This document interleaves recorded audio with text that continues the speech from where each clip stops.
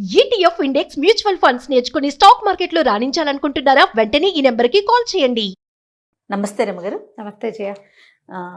రమ్మగారు, పిల్లలు భయపడుతున్నా, దయ్యాల సినిమాలు చూస్తున్నా, లేదంటే ఏదైనా ట్రావెల్ చేస్తున్నా వెంటనే జై హనుమాన్ అనుకోమంటాం. లేకపోతే హనుమాన్ చాలీసా చదువుకుంటే మంచిది, భయం పోతుందంటాం. భయం అనగానే హనుమాన్, ఇవి రెండు ఈక్వల్గా ఉంటాయి అన్నమాట కదండి. హనుమాన్ చాలీసా అసలు ఎట్లా చదవాలి రమ్మగారు? రోజుకి ఇన్నిసార్లు చదవాలని కానీ, ఎట్లా చదవాలని కానీ అలాంటి నియమాలు ఏమైనా ఉన్నాయా? తర్వాత గ్రాంధికం కూడా కాదు కదండి, దాన్ని చదువుకోవటం అంటే బాగా నేర్చుకోవాలి నాకు తెలిసి. వన్స్ నోటుకు వచ్చేసిందంటే మనం అలా రెగ్యులర్గా వెళ్ళిపోతుంటుంది. దాని యొక్క విశిష్టత ఏంటి? మీరు కొంచెం పదునుగా చెప్పండి. ఆంజనేయ స్వామిని తలుచుకుంటే భయం పోతుంది, శక్తి వస్తుంది. అదొకటే కాకుండా చాలా వస్తాయి జయ. ఆంజనేయ స్వామిని తలుచుకుంటే ఏమొస్తుందో చెప్పడానికి ఒక ప్రత్యేకమైన శ్లోకం. బుద్ధిర్బలం యశోధైర్యం నిర్భయత్వం అరోగత అజాడ్యం వాక్పటుత్వం చ హనుమత్ స్మరణాత్ భవేత్ అని చెప్తారు. బుద్ధి బలం రెండును, యశోధైర్యం యశస్సు ధైర్యము, కీర్తి ధైర్యం, నిర్భయత్వం అరోగత భయం లేకపోవటము, జబ్బులు తగ్గిపోవటం, ఆరోగ్యత, అరోగత రోగం లేకపోవటం, అజాడ్యం వాక్పటుత్వంచ, అజాడ్యం అంటే జడతో మందంగా బద్ధకంగా జడుగా ఉండటం. ఇందులో ఈ జడత్వంలో వ్యక్తులు బద్ధకంగా ఉండటమే కాదు, మందమతిగా ఉంటారు చూడు కొంతమంది పిల్లలు. కొంచెం కొద్దిపాటి ఆటిజం ఉంది, కొంచెం ఏదో అంటే మెంటల్లీ కంప్లీట్లీ ఛాలెంజ్డ్ కాదు, కొంచెం ఛాలెంజ్డ్ కిడ్స్, వాళ్ళకు కూడా వాక్పటుత్వంచ, మాటలు సరిగా రావట్లేదు, తెలివిగా సమయస్ఫూర్తి లేదు, తెలివిగా మాట్లాడలేకపోతున్నారు. అలాంటప్పుడు కూడా హనుమత్ స్మరణాత్ భవేత్, వాక్పటుత్వం కూడా ఆంజనేయ స్వామి స్మరణతోటి వస్తుంది. ఇంకేముంది, అన్నీ వచ్చేస్తాయి ఈ శ్లోకం చదువుకోవటం. చెప్పారు కదా, బుద్ధిర్బలం యశోధైర్యం నిర్భయత్వం అరోగత అజాడ్యం వాక్పటుత్వంచ హనుమత్ స్మరణాత్ భవేత్. ఇందులో అర్థం కాని విషయం ఉందా? నీకు అర్థమైంది నేను చెప్పకండి. అవునవును కదా, క్లియర్గా ఉంది. ఇప్పుడు ఆంజనేయ స్వామిని తలుచుకుంటే భయం పోతుంది, ఒకటే కాదు కదా, బుద్ధి బలము యశస్సు ధైర్యము కీర్తి సమస్తం వస్తాయి, జబ్బులు తగ్గిపోతాయి, వాక్పటుత్వం వస్తుంది. రామాయణంలో ఆంజనేయ స్వామి మనకి ఎంటర్ అయింది ఎప్పటి నుంచి? కిష్కింధకాండలో కనపడతారు. ముందు రామాయణంలో ఎక్కడా ఉండదు, బాలకాండలో లేదు. ప్రస్తావన ఉంది బాలకాండలో.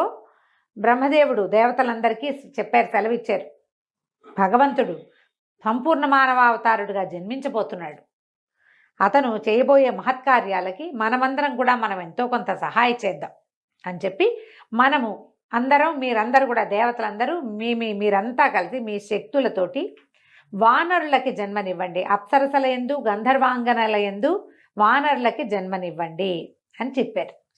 కాదు రమ్మగారు, వాళ్ళు అసలు పిల్లల్ని కనలేరు, దేవతలకి పిల్లలు పుట్టరు కదా. అంటే భార్యల వల్ల సంతానం లేదు వాళ్ళకి.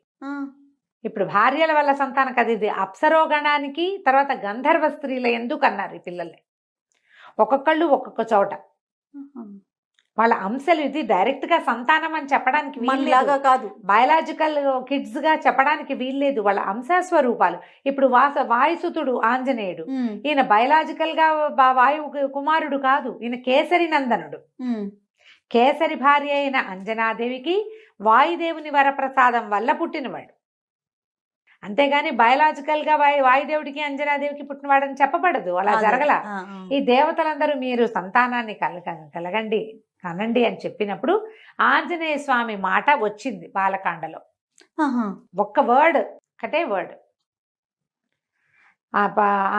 వాయువు అంజనాదేవి యందు ఆంజనేయునికి జన్మనిస్తాడు అని చెప్తారు, ఒక్కటే ఆంజనేయుడుగా, అంతే. అక్కడి నుంచి అయోధ్యకాండ ఉంది, అరణ్యకాండ ఉంది, ఎక్కడా లేరు. పూర్తిగా సీతాపహరణం జరిగిన తర్వాత రామలక్ష్మణులు ఇద్దరు సీతా ఏమంటారు అన్వేషణలో భాగంగా ఈ కిష్కింధ నగరం వైపుకి వచ్చారు. ఋషిముఖ పర్వతం దగ్గరికి వచ్చాకే మనకు ఆంజనేయ స్వామి ఎంటర్ అవుతాడు. ఆ హనుమంతుడు అప్పుడు ఎంటర్ అయిన వీళ్ళకి చిన్నతనం నుంచి స్నేహము, చిన్నప్పుడే కలిసింది ఏమీ లేదు. ఈయనకి 36-37 సంవత్సరాలు వచ్చినాయి రాముల వారికి. మరి ఆయనతో పాటే పుడితే వాళ్ళందరికీ కూడా అదే వయసు ఉండాలి కదా. ఉమ్. ఆయనతో పాటు ముందో వెనకగానో పుట్టారు. అప్పుడు పరిచయం, అక్కడి నుంచి వారిద్దరికి స్నేహము, ఆపేక్ష, భక్తి, దాస్యము అలాంటివి వచ్చినాయి. అప్పుడు మొదలైనాయి.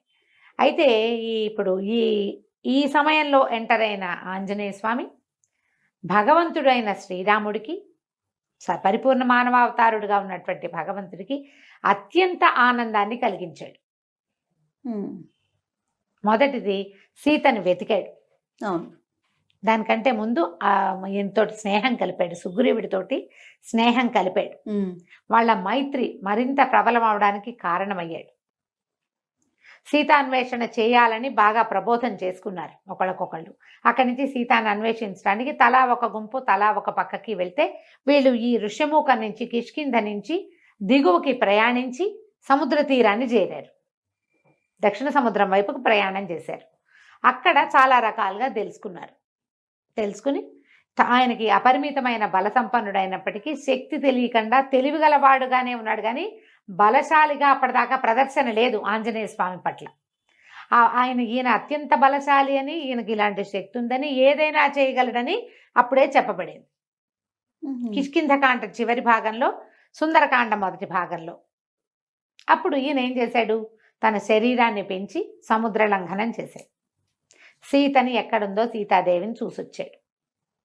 సీత కోసం ప్రయత్నం చేస్తూ రావణాసురుడి కంటపడ్డాడు, లంకాదహనం చేశాడు. మేము యుద్ధానికి వస్తున్నామని చెప్పొచ్చాడు. చూసిరమ్మంటే కాల్చొచ్చాడు. వెనక్కి వచ్చి సీతని చూశానని, ఇదిగో ఉంగరం అని చేతిలో పెట్టాడు. ఉంగరం ఆవిడకి ఇచ్చి, ఆవిడ తాలూకు చూడామణిని తీసుకొచ్చి రాముల వారికి ఇచ్చి అత్యంత సంతోషాన్ని కలగజేశాడు. ఆ వస్తువు చూడంగానే ఆయనకి సీతాదేవిని చూసినంత సంతోషం కలిగింది.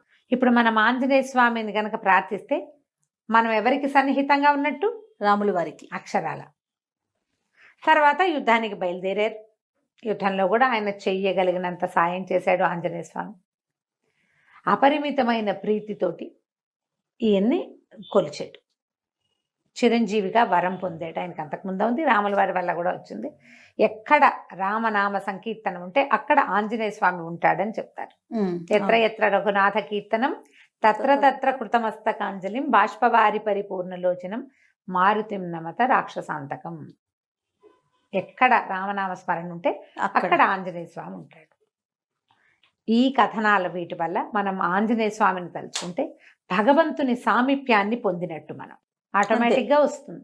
అందుకని పిల్లలకి హనుమాన్ చాలీసా నేర్పిద్దాము. ఆంజనేయ స్వామికి సంబంధించిన చాలా శ్లోకాలు ఉన్నాయి.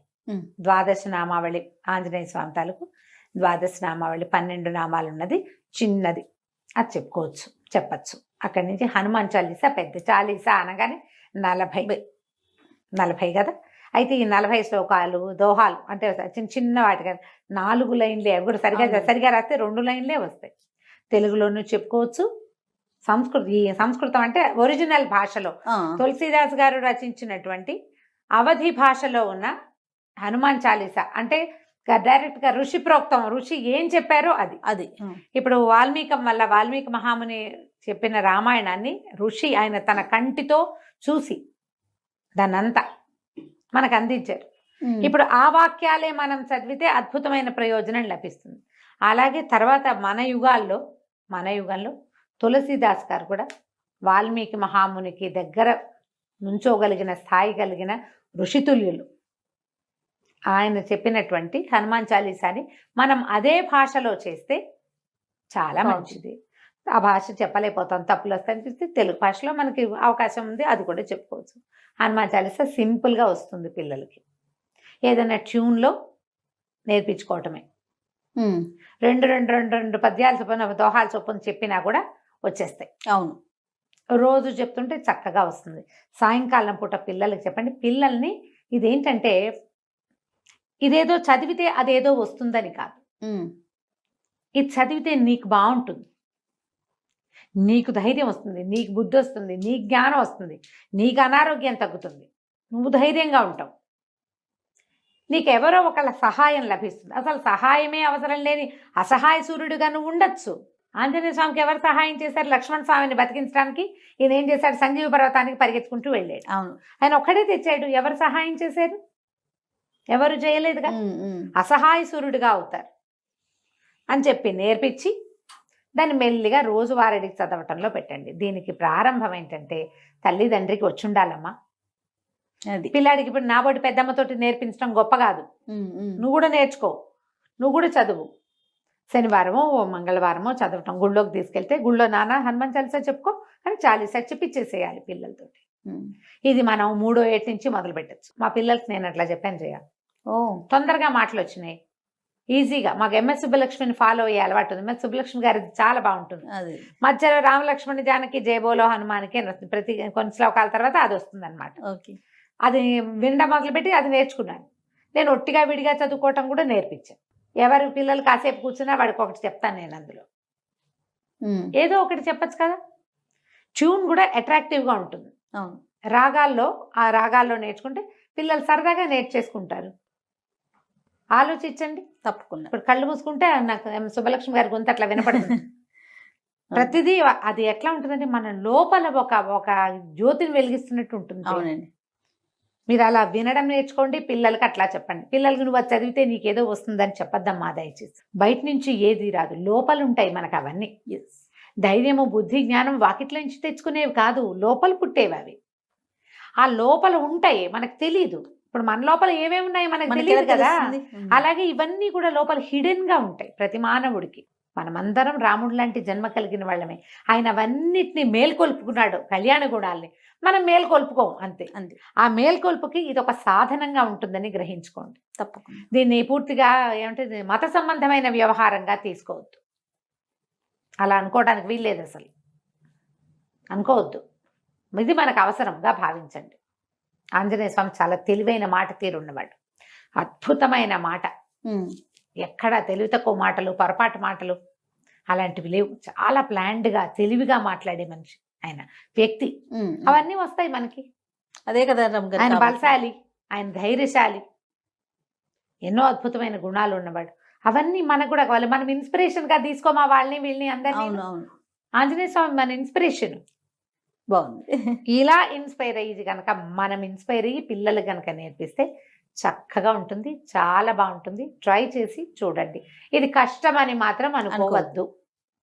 ఏదైనా ఒక మంచి పుస్తకం కొనుక్కోండి, ఏదైనా ట్యూన్ వినండి, దాంతోపాటు వెళ్ళండి. ఎంఎస్ సుబ్బలక్ష్మి గారిని నేను ఎప్పుడూ సమర్థిస్తాను, చాలా బాగుంటుంది. అది ఆన్ చేస్తే దాంతోపాటు 4-5 సార్లు వింటుంటే మనకే వచ్చేస్తుంది. అవునండి. మేము ఎప్పుడో చిన్నతనంలో నేర్చుకున్నదే చేయ, ఆవిడ వినే నేర్చుకున్నాం. తర్వాత ఇంకా అలవాటు అయిపోయింది. విడిగా కూడా చదువుకోవచ్చు. అదే కాకుండా నోటికి వచ్చేస్తుంది కదా. ఎప్పుడు హనుమాన్ చాలీసా చదివినా తప్పకుండా రామనామ పారాయణం అలవాటు చేసుకోండి. శ్రీరామ జయ రామ జయ జయ రామ జయ శ్రీరామ అని 10 సార్లు చెప్పుకోవటం. ఎందుకంటే ఆంజనేయ స్వామిని పిలిచాం, అక్కడ రామనామం చదివితే ఆయన సంతోషిస్తాడు, ఆయనకి ఇష్టం. అందుకని తప్పకుండా రామనామాలు కూడా చెప్పుకోవటం మీరు నేర్చుకుని పిల్లలు కూడా నేర్పించుకోండి. తప్పకుండా అండి. నమస్తే. నమస్తే చే. సుమన్ టీవీలో మీ పర్సనల్ అండ్ బిజినెస్ ప్రమోషన్స్ కోసం కింది నెంబర్కి కాంటాక్ట్ చేయండి.